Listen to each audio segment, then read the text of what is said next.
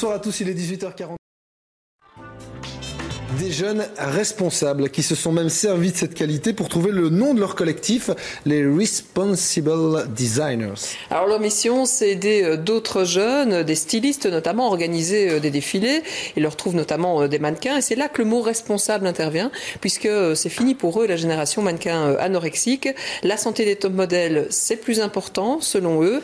Et c'est Silvia Facinelli qui a donc rencontré ces Responsible Designers. C'est pas Mickaël d'ailleurs qui aurait pourtant bien aimé assister au défilé, mais bon voilà.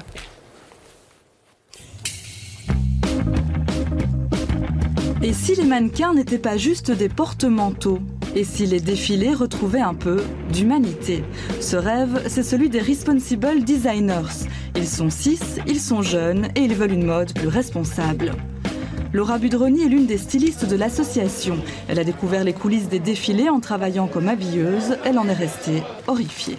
Il n'y avait pas de nourriture dans les coulisses, presque même pas d'eau. Enfin, je veux dire, c'était assez effrayant. Et les filles, en plus, étaient très concentrées là-dessus. On voyait qu'elles faisaient vraiment très très attention on les entendait. Est-ce que tu as mangé aujourd'hui? Non, parce que voilà. Donc c'était assez choquant. C'est pas aussi de l'amour qu'on pense.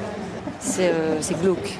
Ici, rien de tout ça, pas de genoux osseux ni de côtes apparentes, les mensurations et le poids des mannequins sont vérifiés.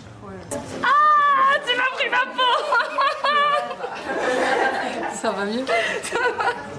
Geneviève a été repérée par le collectif sur Facebook. Elle pèse 62 kilos pour 1,76 m. Je trouve que c'est plus beau quand on a un peu de forme quand même. Mais aussi c'est vrai qu'ils aiment bien faire les mannequins bien mecs parce que leurs vêtements forcément se portent comme sur des cintres quoi. D'où l'expression. Vous n'avez pas envie de ressembler à un cintre? Ah non, pas du tout. Un peu plus de forme me dérangerait pas.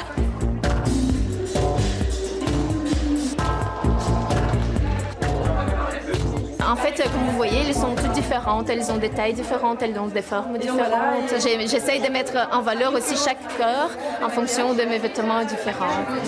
Certaines filles sont venues en amatrice, d'autres travaillent pour des agences. C'est le cas de Stéphanie, 19 ans. À ses débuts, elle pesait à peine 49 kilos pour 1,77 m. Aujourd'hui, elle est moins maigre, mais elle obtient moins de contrats.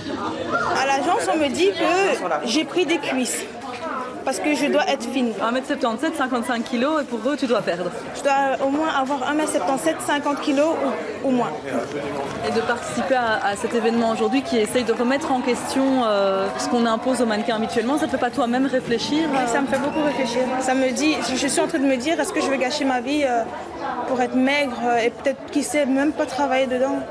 Parce qu'on n'est même pas sûr d'être choisi. On n'est pas sûr d'être choisi, on se bouffe la vie pour rien et après on regrette plus tard. Exemple, si on veut avoir des bébés, une fille maigre, ça va beaucoup jouer sur ses problèmes de santé, quoi. Je me suis renseignée à l'hôpital et moi, si je dois avoir un enfant maintenant, je dois prendre du poids. Difficile de renoncer à ses rêves, difficile aussi de résister face au rouleau compresseur de l'industrie. Alors, une mode responsable est-elle vraiment possible? Utopie ou pas, on existe. Je pense qu'on a le mérite d'exister déjà. On fait pas beaucoup d'ombre à mon avis aux grands de ce monde qui font de la mode, mais peut-être de leur donner des idées ou peut-être une impulsion dans l'opinion publique, une sorte d'impulsion qui dit le contraire de ce qui se passe actuellement. Pourquoi pas? Pourquoi pas? Ce soir-là, en tout cas, pour le public, le glamour était bien au rendez-vous. Et c'est via le site www.coupdejeune.be que nous avons découvert le travail de ces jeunes Responsible Designers. Merci d'ailleurs à la Fondation Roi Baudouin de nous soutenir dans cette envie de mettre en avant les jeunes talents de chez nous. Alors demain, Mickaël,